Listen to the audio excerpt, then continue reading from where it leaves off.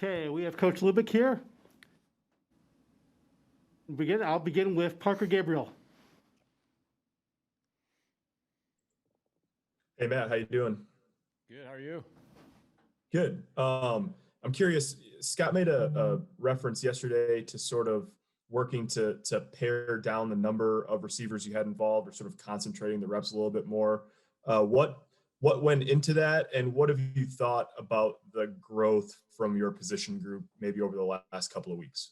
Yeah, I've been happy as far as guys striving to get better every day and focusing on daily improvement. And the last two games have been two of our better games, especially in the run game and blocking. I know guys keep track of stats and the fans see guys catching balls, but we were on the right hats, and guys were moving some guys in some crucial bubbles, which is a big part of our offense. So that was good to see. We're repping. I think we played 5 or 6 guys Saturday, but we feel like we got 7 to 8 guys that can play for us. And we feel good about that, and we feel if we get nicked up, the next guy, because he has taken reps in practice, is ready to roll. And I like our depth situation. Can you maybe just explain a little bit about what the horizontal or the quick game passing wise can do for you, and sort of spatially how it might open up or facilitate other things? Yeah, I mean, the quick passing game, we kind of look at it as a run game. It helps offensive line as far as getting the ball out quick. They don't have to protect as long. It attacks the defense by making them protect the whole field. We like to attack the whole field, and it just opens up our run game. And so, the biggest thing is getting the ball out quick to help our line, making easy possession throws that helps Adrian's confidence. And then we think we got guys that once they catch the ball in space, when the ball's on them fast, can make plays with it. Okay, Sam McEwen. Hey, Matt, to that end, how much joy did you take in that touchdown pass from Martinez to Lever? Because you flipped the formation about 10 seconds before the snap, and then you got the 2 blocks you needed, and the guy goes in untouched. How much pleasure did you take in that play, and how did it kind of come to be? Yeah, it was awesome. Yeah, probably my favorite play of the year. As a receiver, because 2 receivers were blocking for him, and we talk about blocking a lot in the receiver room. Guys don't come here to block. They come here to catch balls naturally as receivers. They want to make plays, and it's kind of the nature of the position. But once they get here, they learn pretty fast that if you don't block, you don't play. And we talked about this in the room a lot, is nothing says more about who you are as a person by the way you block for your teammates. And so we take a lot of pride in it. We drill it every day, and to see it actually be point of attack and get us a touchdown was huge. That play specifically, we actually planned that to go from one formation to another, and that goes back to playing fast. To give us an advantage to see if guys can line up, and they weren't quite lined up, which helped get us angles on our blocks, and it was awesome to see Wyatt get his first college touchdown. Hey, the other thing that was really awesome about that, I don't know if you saw on the TV broadcast, is the guy that got the most excited out of everybody was Wandell. He wasn't even in on that play, but he broke his vertical jump record on the sideline. Almost got us a penalty right on the field because he was so happy to see those guys, to see Wyatt score and see the way it happened. Thank you. Okay. Sean Callahan. Hey, Coach. I was curious, on game days, how does the dynamic work with you and Coach Frost? Are you making the play call, or how does that work as far as what your role is with him? A lot of people have asked that, and I'm just curious if you're making the play calls right now, or who's making the calls? I'm sorry, I lost the whole question there, Sean. Sean, can you repeat? Yeah, just curious, what is the dynamic, Coach, on game day with you and Coach Frost as far as when it comes to play calling? A lot of people have asked that. Are you making the calls right now for Frost, and he kind of chimes in? Or yeah, it's a combination of us both. We talk between each series, and I stress this a lot. I'm a big believer the game is called before the game. And as an offensive staff, we put together a game plan of, hey, in this situation, we're going to do this. In this situation, we're going to do this. These are our best 1st and 10 calls. These are our best 3rd down calls. And then it just becomes a matter of reacting. But as long as you're organized and everyone's on the same page, it's pretty much called before the game even starts. It's just a matter of practicing it over and over for different scenarios. And I think, we do a decent job of that. The fact that Scott and I have been together for a long time, I think we think a lot alike. I think there's definitely a mutual trust level there. But we speak between each series and kind of get the next series called before the series. Okay, Kevin Suits. Matt, Adrian's been really good over the past 2 games, and I think a lot of folks nationally are now starting to learn about his situation, and he doesn't hide behind the fact that he was demoted. And for him to see this success right now over the past 2 weeks, what have you seen out of him in practice, in his performance, not just the way he's handled the whole situation, but what, from a football standpoint, has he done really, really well that's translated to success on game day? Well, first of all, the way he handled when Luke started the Penn State game, and he was Luke's biggest fan, not just in practice, but during the game and supportive, and that rubbed off on everybody. And that's not natural when a starting position gets taken away from you for people to react that way. And it shows a lot about him as a person. And that's how he is. I mean, those guys are generally best friends. He got a little nicked up in the game. He was fine, but he's like, hey, if I can't throw, I need Luke to go in for me. That's how they feel about each other. And so, obviously, that says a lot about him. His leadership, to me, he grows each week. After the Iowa game, which was a tough loss, we had chances to win on the last drive, he went after the game and had an emotional talk to our football team about what we have to do to win and how close we are, and this isn't good enough.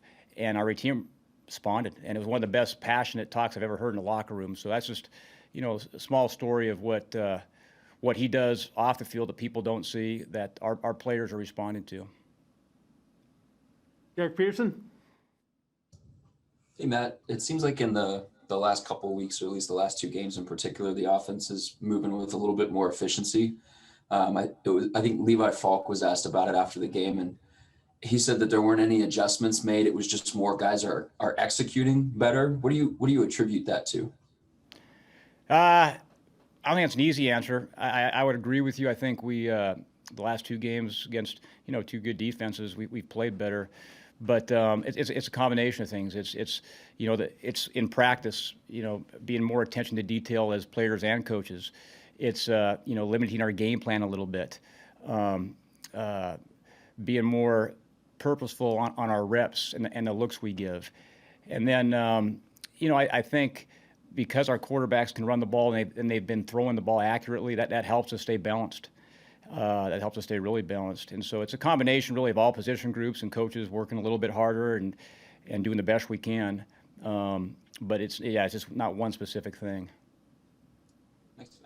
Brian Christopherson. Hey, Matt, how satisfied were you with that first drive out of the second half? And I bring that up because I think you guys have scored the last 3 games on that first drive. And last year, that was a struggle for this team. What have you seen from guys kind of coming out of the locker room the last few weeks on that possession in particular? Yeah, it's crazy. I thought early on in the year we were getting criticized for not scoring early on in the second half. So it's something that we work on. Halftime adjustments. The first thing we go in, we try to be organized. Hey, what's worked? What hasn't worked? What haven't we got to? And we talk about that. And we also talk to our players about, hey, this is what's worked, and how do we have to make this better, and try to motivate them. So it's a combination of coaching adjustments, players resetting, getting their focused. That drive was huge for us for a whole bunch of reasons. It kind of gave us some momentum back. We controlled the clock. In a game when you don't turn the ball over, we talk about not beating ourselves. We were really proud of this. We didn't turn the ball over. Didn't have a penalty in the fourth quarter. We had too many in the fourth quarter, but we didn't have one, which is an improvement. We had our snaps better, so we weren't really beating ourselves. It was just us executing, which we've had issues with this year. But the last 2 games we've been better. So I think guys are really focused on that, and that's a step in the right direction. You mentioned the drive in the fourth quarter with the penalties. As an offensive coordinator, did you see something, even though it was so chaotic, is there something you liked out of that you guys were able to kind of come through it and get some points off of it? Yeah, I mean, it's the play the next play attitude, and we talk about that all the time because it's easy to get discouraged after a penalty, and the odds of being successful in that drive are not in your favor. But I think we had 2 or 3, but we were able to overcome those. We actually got one on our side too, a penalty that helped us sustain that drive and change field position. So, because that's how things are going to happen in a game that you don't like. Guys are going to make mistakes. It's how. We talk about that's mental toughness. How do you handle the mistake? Can you really flush it and learn from it? Can you play that next play regardless of what happened the previous play at all-out effort with all-out focus?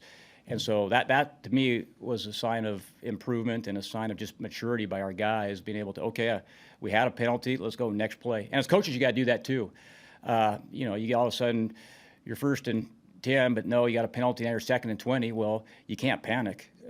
You have a plan for 2nd and 20, and you got to have that call ready to go and use that call. Okay, we got time for about 2 more questions. I'll go Mitch Sherman. Hey, Matt, you guys got to see the difference with Dedrick back this last game, and have obviously had to play without him a little bit. What kind of a lift does he bring you, not just physically, but emotionally on the offensive side when he's there? Yeah, fiery personality, and that's the way he is every day in practice. He is a vocal leader, and so he just gives us juice. His energy is contagious, and it makes, gives everyone else energy. And then to see him run as hard as he runs, especially coming back off his injury, which was not easy for him to do that, was really impressive. And that's why he helped us win the football game. He's got the respect of all his coaches and teammates. Okay, last question in this group, Andy Kendi. Hey, Coach, how challenging has it been to prepare for a team that's been off for a couple weeks? You don't know who's going to play and that type of thing. And what does Minnesota's defense do well? Yeah, well, in this league, every defense is good, and them included. They're well coached. They're very physical. They're good tacklers, and the biggest thing for us is that they kicked our butt last year and got after us. And so we've got a ton of respect for their coaches, for their players, and what they do. As far as preparing, we treat it like any other game. We do have some film on them, and we can't worry about like who's playing and who's not playing. And it's 2020, it's COVID, it is what it is. We all have our own issues. I know they'll be prepared, and we know we're going to get a heck of a challenge and a heck of a contest, and they're going to be physical. And I'm sure they're excited to come down here, and I know our guys are excited as well. Perfect. That'll end our time with Coach Lubick. We'll have Coach Chenander here shortly.